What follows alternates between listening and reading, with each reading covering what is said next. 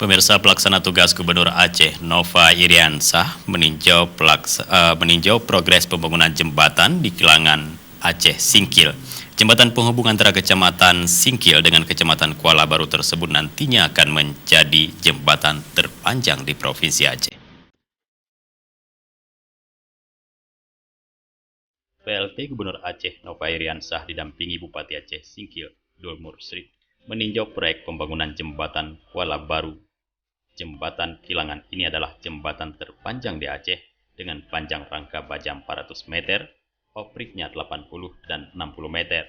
PLT Gubernur Aceh Nova Iriansah mengatakan jembatan tersebut akan tuntas dibangun pada akhir tahun 2022.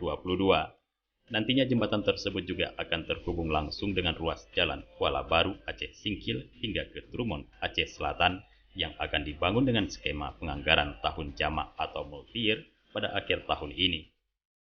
Selama ini masyarakat di Kecamatan Kuala Baru harus mengarungi sungai menggunakan perahu bot untuk melakukan mobilitas menuju pusat daratan di Kecamatan Singkil. Ratna Dewi, masyarakat desa Kuala Baru Laut, mendukung penuh pembangunan jembatan Kilangan. Pasalnya selama ini masyarakat Kuala Baru lainnya menggunakan perahu sebagai sarana mobilitas menuju ke pusat kota Singkil.